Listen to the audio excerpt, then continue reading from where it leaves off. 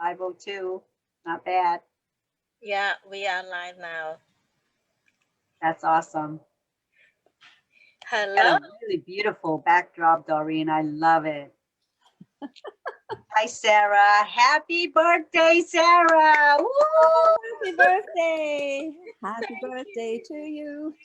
Happy birthday to you. Happy Thank you. birthday, dear Sarah. Happy Happy birthday birthday to to you. you. Woo! Oh my goodness. So yeah, so it's February is a special month. So many people in my family have a February birthday. Tomorrow is my husband's. So Ah, yeah, so it's a good month.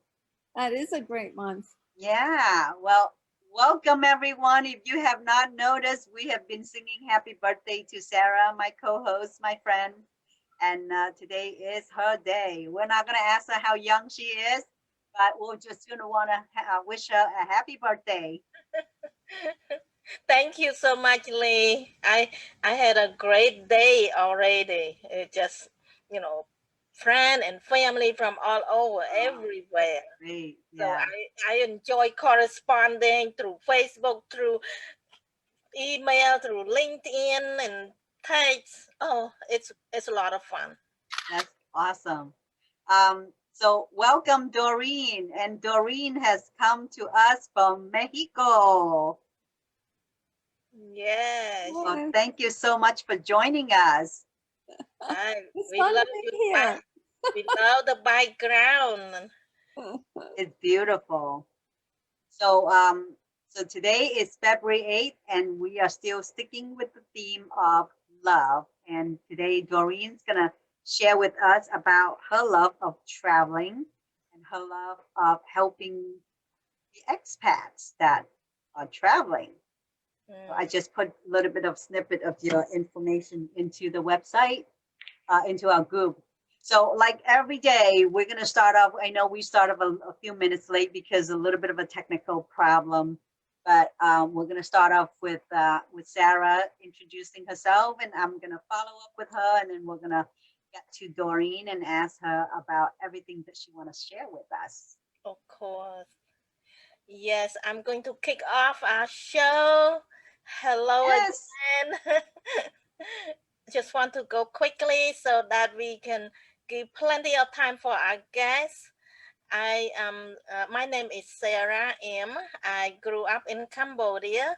My life started out beautiful until I reached college age. When I attend college, I left home and went by myself while I was in college, 400 miles away from home. Horrible thing happened to Cambodia. Mm. When the communists took over, they turned our life upside down. They basically destroyed our country. And I struggle, and suffer through a lack of nutrition, lack of rest, and exhausted all the time with too much work and all the horrible things. But one thing is good that I'm still alive. So God saved my life, and I escaped from the group and also finally escaped from Cambodia. And I found my way here 40 years ago. So I'm grateful for this country and for all the people that helped me get started in my new life. So I'm so happy to be here with Lee. This is a chance that we can support the people somehow, some way, to encourage, to inspire, to motivate, so that we can all live peacefully. So I just want to share that much. And I wrote my book, How I Survived the Killing Field. See a it, hole through the book. it's available on my website, sarahim.com. And I'm also an inspirational speaker. So if you ever run into a situation where you need somebody to come to inspire your group, think of us. Think of me or Lee. We can help you. Thank you. Thank you, Sarah. Yeah, we host and we also invite a lot of speakers. As a matter of fact, Doreen is also one of the speakers that she share her experience and her knowledge about things that she have done. So follow up with Sarah. I am also a former refugee that come to United States at 16. And at the time, we were escaping Vietnam, not Cambodia, but the time frame of that era, whatever Sarah went through, is the same time frame that we experienced in Vietnam. But so instead of going out to the jungle to escape, we pour out to the sea to look for a way to find freedom. And my family and lots of people, hundreds of thousands of people in the time frame of 10 years, I think from 77, 76, 77 to like 80s, 90, early 90s still. Lots of people escape out in the sea, got a lot of people being perished, their boat being sunk by pirates or by lots of different reasons. But again, with the greater glory, we also get out of it and we sponsor into America. And the thing is, like, we all have surviving stories. We've all been through some capacity of trauma. Maybe a trauma for my trauma is not the same with your trauma. Something that you experience might be also devastating for somebody else. So we all have story, and that's why this platform is for. We want to share our survival skills. We want to share how we thrive, how we get out of it, and how we blossom and how we prosper from our own experience. And today, Doreen Cumberford is expert in traveling, and I don't know the rest of the story, but I know that she is really good about giving advice to people who travel from different country to different country. And she have write a book about it, maybe one or two. Is that one book or two books? I have two books. One is called Arriving Well, and it's really for expatriates or people who've lived outside their home country for many years and then go back. Like if you two were to go back to Cambodia. Yeah, that would be. I will need to read that book because it will be completely foreign to you if you've been out of that same place a long time. Yeah. So anyway, my story is tied in with a lot of guest story, and you can find my story on my website leetran.com. And I also wrote a book, did a TEDx talk, and now I am also a speaker to inspire people to get out. And this is why we're having guests up here to also share with our audience about what they learn, and you know, this is the way to go. That's how we connect. So Doreen, please give us a little background, who you are and why you in Mexico, and the story before and during of your traveling. So I have had a very serendipitous and very lucky life. Sorry, a noise just started. That's okay. And I have been fortunate enough to live as an expatriate overseas in many different countries over the last 4 decades. However, like you two, I am also an immigrant to the United States. So we all have that in common. Yeah. And people look at me and they think that I am just a regular American because I can present, I can look like, I can present. But actually, I'm from Scotland and my native tongue does not even sound anything like you might imagine. So I think there's many intersections to be explored, and I believe in bite-sized adventures nowadays. Absolutely.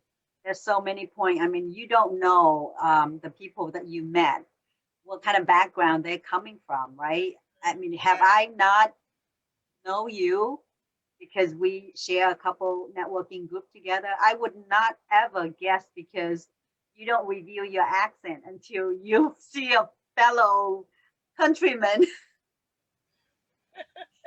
Exactly, exactly. Right, right. So And there you go. Yeah, don't judge the book by its cover. It's really important, I think. yes, and so, you know, Lao Tzu said, a good traveler has no fixed plans and is not intent on arriving. So in my rewirement experience, I now try to deal in bite-sized adventures that I can feel like I can manage. Right. So tell us how many countries you've been and what is the most exciting country that you lived in? Well, my book is based on the country of Saudi Arabia.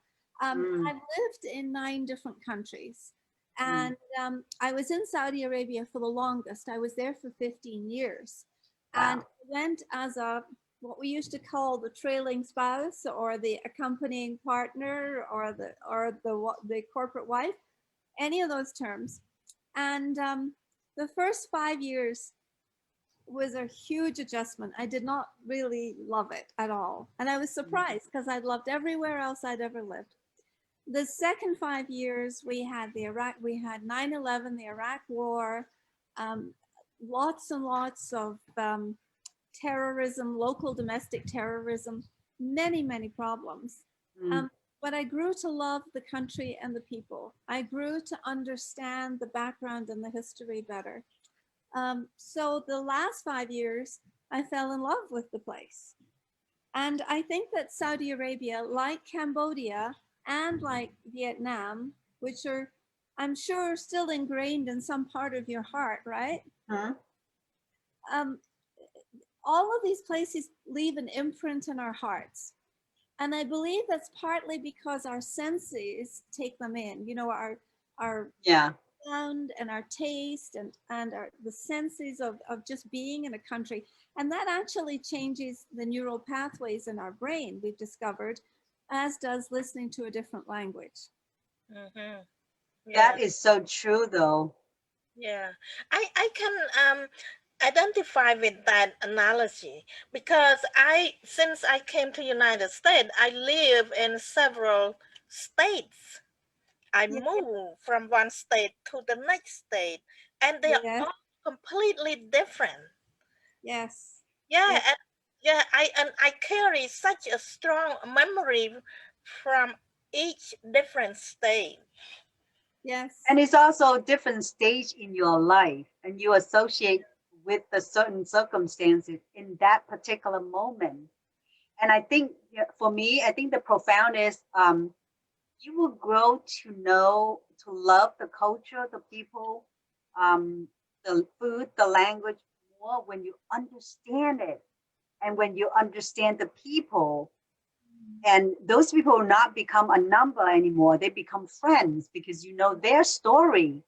You know, we usually it's like, okay, anybody just the same, but it's not until you know that name, you know, how many brother, sister they have, or how many. So I think the ingrain is come with the understanding. The more you understand it, the less threatened you feel, the less yes. scared you are. And Am I I right? I was just Yeah, I think so. And I believe it creates connection not only with each other and Mhm. interculturally, but also it creates connection between cultures and people. And I think that there's a sense of being a citizen diplomat Yeah, is a worthwhile project. It's not right. just some woozy idea. Um, because our home countries are emblazoned on our souls and we can't cut them out. Mhm.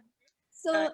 if people embrace each of us, then they're also embracing part of a different culture. And that brings open mindedness, it Yep. brings reflection, it brings a sense of contemplation, and perhaps changes our philosophy. So I think having these cross cultural um, nexus that we all sit at and celebrating them. I mean, when I read your book, Lee, it's it wasn't what I imagined that situation would be like at all. But Right. really helped me understand where your passion comes from. Well, first of all, thank you for reading my book. And like, you know, when you have a book, it's almost like when you have a child, you don't know who that child interacting with or how it affecting other people out there. And your book is, you know, I've read some of it. I have to admit I didn't read the whole thing yet. It's in my iPad and in my ebook, and I need to finish that. But it's just so fascinating when you hear people bring you the culture that you're completely not aware of.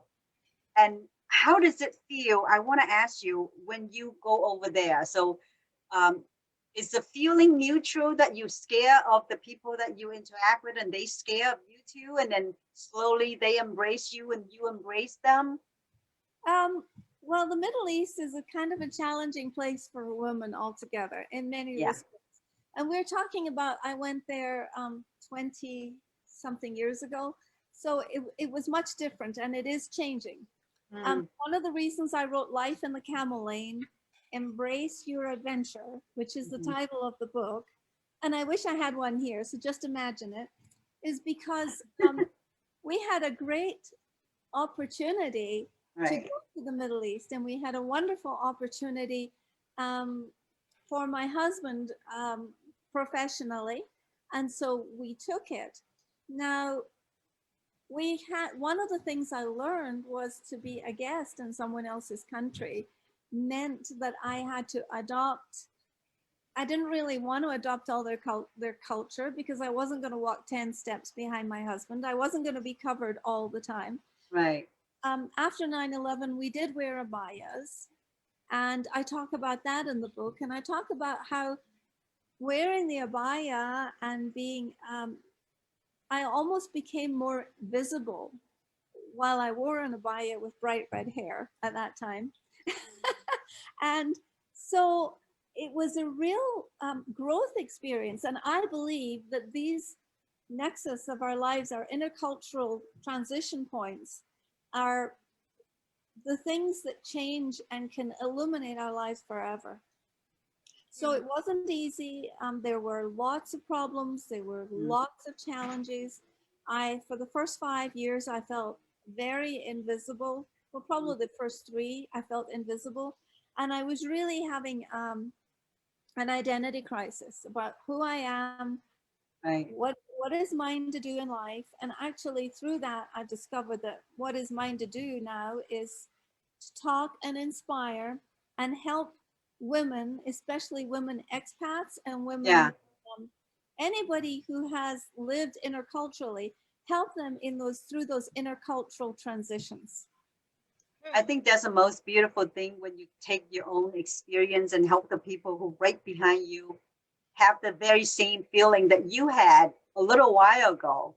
And I think that's the closest experience because sometimes expert people are great, but expert people are not, you know, it's not quite fresh to them because you know, that is just my feeling. But I think it is very hard um, to integrate with a culture that you completely night and day. I'm sure Sarah have the same in experience like I had when I first come here. So a lot of inner conflicts between what the society teach us and what our home, because we come from an Eastern culture.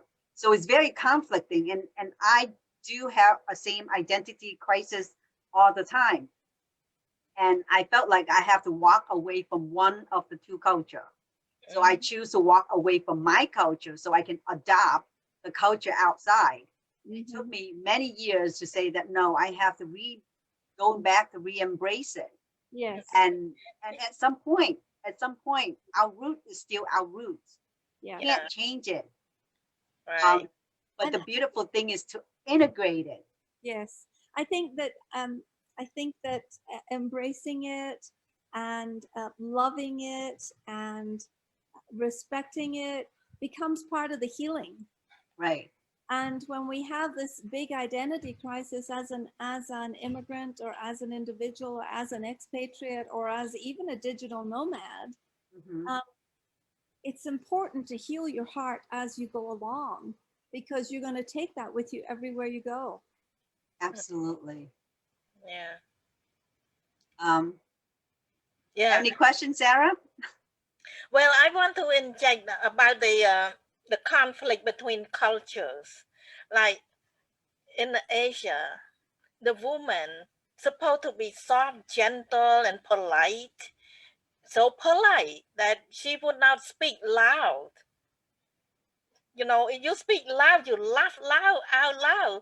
You are not really a good behaving woman. There's a lot of restriction. Yeah, here we How are. how is it compared to Scotland, where you came from, right? Where you were born? You know, I think things are changing worldwide, but as a little girl, I was taught to be seen and not heard. So it's very similar with us. Very similar, very muted. Mm. I was supposed to come in and entertain the guests and do my ballet routine or play my piano or sing Yeah, and then leave. right. That was very, But very, I'm glad the world is changing. Even I think in Vietnam, they're very modernized and they're very westernized too. So in a sense that there's still, I'm sure there's still pockets in the country are still in that traditional role.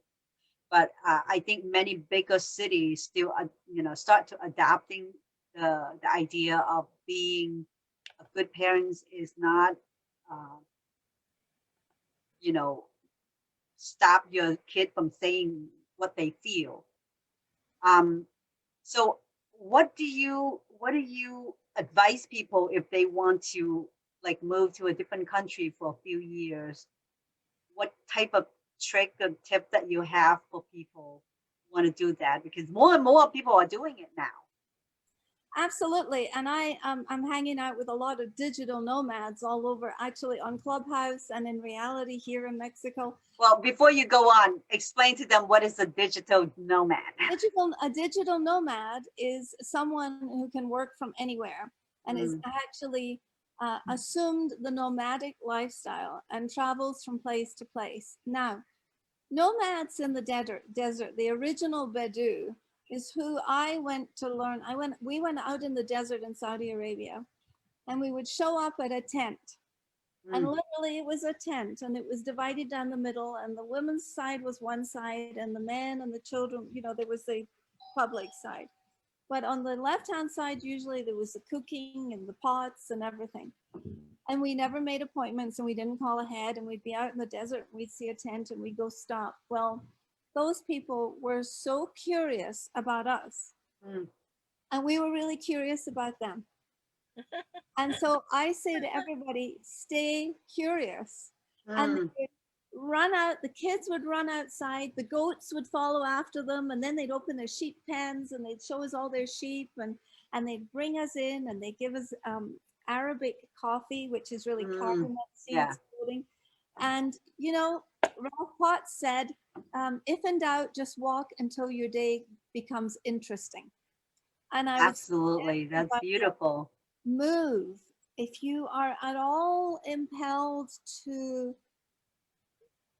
by novelty or difference, or if you're curious, don't walk, but run to a different culture because it will expand you beyond everything you have ever imagined in the past.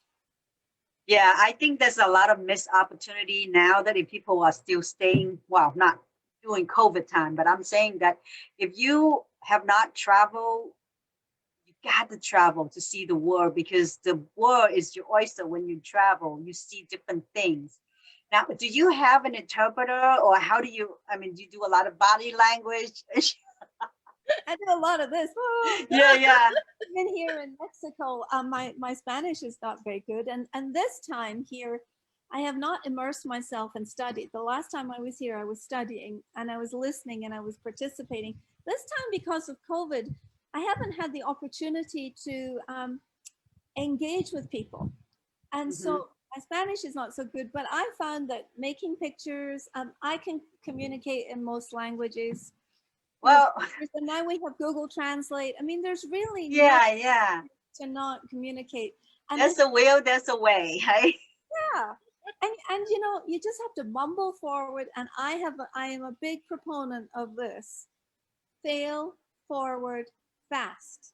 Yes, Make mistakes. The more mistakes you make, the more you learn. right, Hey, didn't we right. all do this in America? Yeah. I know it is a little scary going to a different culture, different language, different country that you don't speak the language, but it's actually very fun in a way. Like you said, Doreen, it help you grow tremendously fast. And what I say is like if you learn a language, you don't use it, you lose it. Done. I have spoke like many Chinese dialects, language, French, and I haven't used it. Now all I have is English.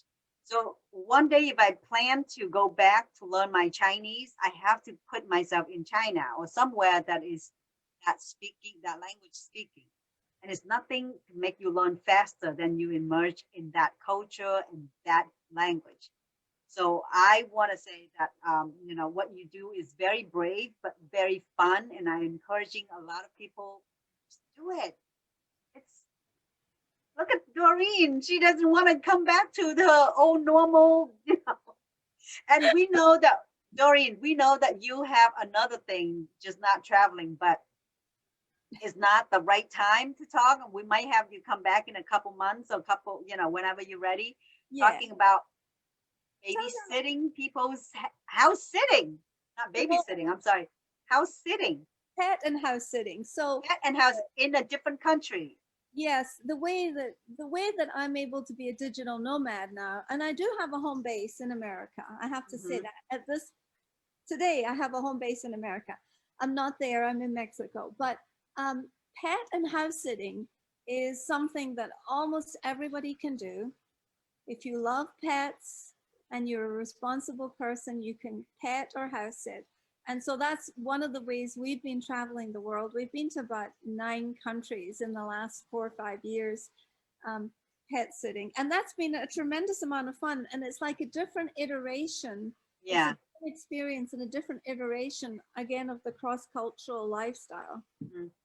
So you definitely have a vast of knowledge about how to cope, deal with all this paperwork, documents, and um, internet, and Yeah. how to find local entertainment or restaurants. So anyone thinking about even travel or read Doreen's book, please contact her. She is a great help and she has so much to offer. Is there something that you want to advise our audience, Doreen, for if you're going to travel to somewhere for 3 to 6 months and anchor in one place? What's the first thing they should prepare to go to a different country? If you're going to a different country and you want to be a digital nomad or you want to just be there for 3 to 6 months, I heard a really good tip or a life hack for traveling the other day, and that is write a list of the important things once you get there, like where's the Mm, hospital, what are the doctor's numbers, where's the grocery right. store. Make a document in your computer and fill it out for each place that you go before you go.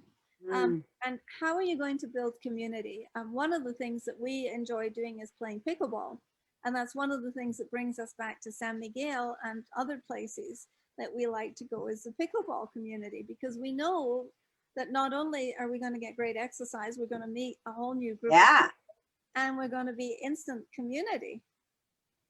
That is so awesome. So I would suggest that you make a checklist and give it to people if people Yeah, yeah, but that is a great way to I mean if you have clients that that's the first step. And many things that's simple but we don't think about because Doreen said travel and doing so many of the same thing over and over. She has a lot of experience, and you are right, people are working from home more and more now, especially with COVID. So there's no reason that you can't work in Costa Rica for 6 months, enjoying the sun and still get pay, right? Or exactly. Scotland or England or Australia. Exactly. The manic life is all of a sudden opened up to people. Of course, COVID has muted that somewhat, but Pick up again. I think that when we're through this very dark time, I Mhm. believe that we will have more nomads and digi-nomads around the world than you can believe, because companies and corporations are beginning to understand Yeah, that people can walk and chew gum at the same time. They can have a personal life and live a right. separate, and they can work from anywhere. So And it's more incentive for people to do that. I mean, there's no reason. I mean, I know it's good to have an anchor place, but you learn so much more by traveling. yes. And you Sarah, meet so many more people too. sorry, where are you, Okay. Sarah? I'm in Tampa, Florida. Oh, okay, okay. Yeah, we're both in we're both in Florida. How handy is that? Well, we only met once. Just for the information, we only met once. We meet every day here, but physically, we only met once. We become instantly instant friend. Yes. Yes. Based on your backgrounds or your history? Yeah, I think we felt the connection because we both were fighting communists at the same time. She's a few years senior than I do, but still, we have this very. I mean, even though it's different countries and different background, but it's a similar pain. And such a wonderful collaboration. It's fun. It's fun to Yes. have a co-host, a friend to toss around, and back then we used to just talk the two of us, Mm. and then we'd run out of topic. Yeah. So we'll never run out of topic. We just feel like, we want to have other people. We want to shine the light on other people and have them share about their story and their history, because it's enrich us. It's Mm. Yes. enrich us. Yes. And you get to meet with people and learn about their transitions and compare notes. Absolutely. Yes. And I am so glad that I have met you. I wish I took that trip, that retreat writing trip. Yeah. But there's always time. And Next like you time. said, Doreen, Next yeah, When like we you said, have Doreen, after this period, the traveling is going to be booming, Yes. and people will not take things for granted anymore. They will travel when they can. I hope so. Travel, Yeah. I believe, is somebody said, Milagro, who said this? When my religion is to live and to die without regret. Mm-hmm. And I believe that when we take ourselves somewhere on a journey physically, Yeah. it's also taking us on a journey of learning and And right now, being here in Patsaquara, we arrived yesterday. It was the first time in this city, and it looked it's in Mexico, but to us, we looked at it and went, it's like being in ancient Japan. yeah. And they were, both civilizations were arising in the 1700s. And so there are a lot of corollaries between these two civilizations we found. And so we learned so much. It's great to see culture, but also sometimes it's good to go to those countries because your dollar is stronger and you can actually feel like a king and a queen because it's got more money than you can do here. But Mhm. I have been to Puebla, which I don't know how far is it from where you are, and I absolutely love that city. And that's not that far. It's in Mexico, so make No. sure you make a list of places to travel when all of these crazy things are done. And reach out to Doreen because she can give you a lot of great advice. So you can prepare and read her book. I mean, that's so Wine great that you. Yeah. It's so great that you. I know I want to pour it out on my iPad, but I can't talk and do it at the same time. So Yeah. So, Doreen, you're welcome to post your link, wherever you want to direct people to underneath our video. How do I do that? I'm on Zoom. just put on your website or your Amazon book link Okay. or anything. I'll do that. When I go back into your Facebook. Yeah, it's no Yeah. hurry. Thank Yes. you very much. Thank you. Oh, it was a great pleasure to have you here and share with us your experience. I have so many more questions, and I'm sure Sarah I'd has love some to do too. this again. I'd love to do this again and share the joyful lifestyle of life in the Camel Lane, Yeah. sitting around the world. The love of traveling and learning and trying to Yeah. understand different culture. That is something that I want to do that when I grow up.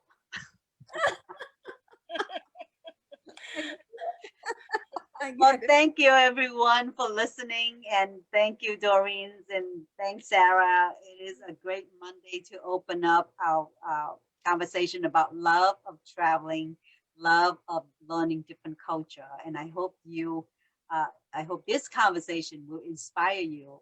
Make a list and be brave and experience something that you never thought